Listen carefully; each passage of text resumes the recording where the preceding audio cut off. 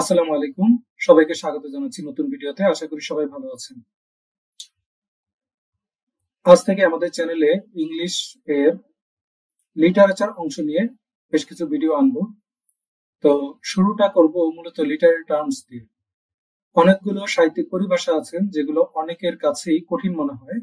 যেহেতু আমি ইংরেজি ছাত্র, তো বিষয়গুলোকে সহজভাবে সবার কাছে তুলে ধরতে পারবো ইনশাআল্লাহ।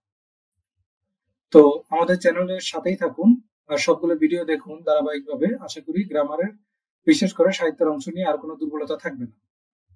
তো যারা আমাদের চ্যানেলে নতুন তারা চ্যানেলটিকে সাবস্ক্রাইব করে নিন, এবং যারা ইতিমধ্যে সাবস্ক্রাইব করেছেন তাদেরকে অনেক ধন্যবাদ। তো আর কথা না বাড়িয়ে মূল আলোচনা চলে যাচ্ছে।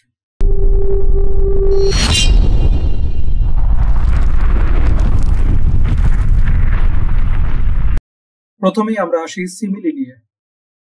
সিমিলিটা হচ্ছে দুইটি আলাদা বস্তুর মধ্যে যখন তুলনা করা হয়, সরাসরি তুলনা করা হয়, এবং যার মাঝে লাইক অথবা অ্যাজ এই শব্দ দুটি উল্লেখ থাকে। অর্থাৎ দুটি আলাদা বস্তুর মধ্যে লাইক অথবা অ্যাজ শব্দ উল্লেখ করে সরাসরি যদি তুলনা করা হয় তখন তাকে সিমিলি বলা হয়। যেমন, I wonder lonely as a cloud. আমি মেঘের মতো করে একা একা হেঁটেছি। তো আমাকে মেঘের সাথে তুলনা করা হয়েছে। হি ফাইটস লাইক এ লায়ন। সে লায়নের মতো যুদ্ধ করে, সিংহের মতো। এখানে তাকে সিংহের সাথে তুলনা করা হয়েছে। Her smile is as bright as the sun. তার হাসি সূর্যের মতো উজ্জ্বল। অর্থাৎ এখানে তার হাসিকে সূর্যের সাথে তুলনা করা হয়েছে। তো অনুরূপভাবে প্রত্যেকটা উদাহরণ যদি দেখেন তাহলে কিন্তু ক্লিয়ার হয়ে যাবে এখানে যে কোনো দুইটা বিষয়কে তুলনা করা হয়েছে সরাসরি, সেখানে লাইক অথবা অ্যাজ এর মাধ্যমে। এবার আমরা আরেকটা লিটারি টার্মস দেখবো, যেটা হচ্ছে মেটাফোর। এটা অনেকটা সিমিলির মতো, তবে এখানেও কিছু পার্থক্য আছে। এটার কাজও কিন্তু দুইটা ভিন্ন বস্তুর মধ্যে তুলনা করা।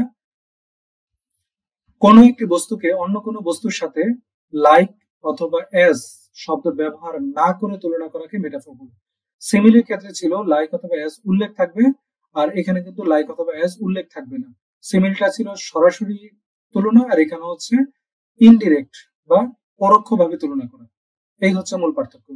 আমরা উদাহরণগুলো একটু দেখি। She has a heart of gold. এখানে হার্ট অফ গোল্ড, এখানে কিন্তু হার্টটাকে কিন্তু গোল্ডের বোঝানো হয়নি।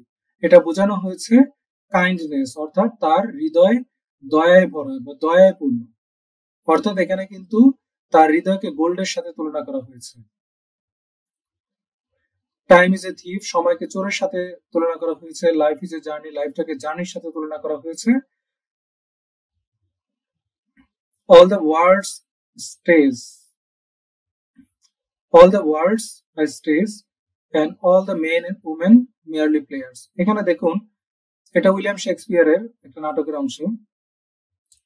ওয়ার্ল্ডস স্টেজ, ওয়ার্ল্ড অর্থাৎ পৃথিবীকে স্টেজ বা মঞ্চের সাথে তুলনা করা হয়েছে, এবং অন্যদিকে মেন এন্ড উইমেন, পুরুষ মহিলা নারী পুরুষকে প্লেয়ারের সাথে তুলনা করা হয়েছে, অর্থাৎ নাটকের অভিনেতা হিসেবে তাদেরকে তুলনা করা হয়েছে। লিজা ইজ এ রোজ। লিজা একটি গোলাপ। লিজা কিন্তু নিজে গোলাপ না, আসলে তাকে গোলাপের সাথে তুলনা করা হয়েছে। এবার দেখুন আরো একটা জিনিস আমরা শিখবো, সেটা হচ্ছে পার্সনিফিকেশন। এটাও কিন্তু বিসিএস এ প্রায়ই আসে। সিমিলি মেটাফোর যে দুটো দেখলেন এটাও প্রায় আসে, পার্সনিফিকেশনটাও প্রায় আসে। এগুলো খুবই গুরুত্বপূর্ণ টপিক, এই জন্য গুরুত্ব বিবেচনা এই তিনটে টপিক আজকের জন্য বাছাই করেছি। তো পার্সনিফিকেশনটা কি দেখুন, জীবন্ত নয় এমন কোনো বস্তুকে মানুষের গুণ বা আচরণ দেওয়া, অর্থাৎ একটা নির্জীব বস্তুকে মানুষের মতো করে তাকে রূপ দেওয়া, সেটাই হচ্ছে পার্সনিফিকেশন। যদি না বুঝে থাকেন উদাহরণগুলো দেখেন, একবারে ক্লিয়ার হয়ে যাবে। 10,000 saw at a glance, tossing their heads in sprightly dance। William ওয়ার্ডসওয়ার্থের একটা কবিতা ড্যাফোডিলস, সেখান থেকে এটা নেওয়া হয়েছে। এখানে টসিং দেয়ার হেডস, এটা দ্বারা বোঝানো হয়েছে ড্যাফোডিল গুলো যে তাদের মাথাগুলোকে টস করতেছে, না টাচ করতেছে। এটা কিন্তু আসলে কিন্তু তারা মানুষ না, তারা কিন্তু একটা ফুল, অথচ তাদেরকে মানুষের মতো করে এখানে বলা হয়েছে, বর্ণনা করা হয়েছে, যাতে তারা নিজেরা ইচ্ছা করে তাদের মাথাগুলোকে টস করতেছে। অন্যদিকে দেখুন, because I could not stop for death, he kindly stop for me. এখানে হি বলতে ডেথ কে বোঝানো হয়েছে। এখানে ডেথ কেই বলা হয়েছে যে সে আমার জন্য থেমে গেছে, অর্থাৎ এখানে ডেথ কিন্তু পার্সনিফাই করা হয়েছে, অর্থাৎ এখানে ব্যক্তি বা একজন জীবন্ত বস্তুর সাথে তুলনা করা হয়েছে এটা মূলত। তো এইভাবে বাকি উদাহরণগুলো যদি দেখেন সবগুলোতেই কিন্তু একই অবস্থা। যে এখানে সবগুলোকেই যে কোনো একটা নির্জীব বস্তুকে জীবন্ত রূপে লেখক বর্ণনা করেছেন। এগুলো মূলত করে থাকে বিভিন্ন সাহিত্যিক রূপ দেওয়ার জন্য, সাহিত্যটাকে একটু সৌন্দর্যমণ্ডিত করার জন্য মূলত এই কাজগুলো সাহিত্যিক বা লেখক বা কবিরা এটা করে থাকেন।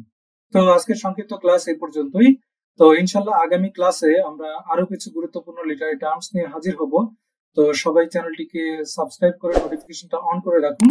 আর ভিডিওটি যদি ভালো লেগে থাকে তাহলে একটা লাইক দিবেন, আর ভিডিওটি কেমন লাগলো কমেন্ট করে জানাবেন। আর কি কি টপিকে ভিডিও আশা করেন সেটা অবশ্যই কমেন্টে জানাতে পারেন। তো পরবর্তী ভিডিও আসার আগ পর্যন্ত ভালো থাকুন, সুস্থ থাকুন। আল্লাহ হাফেজ।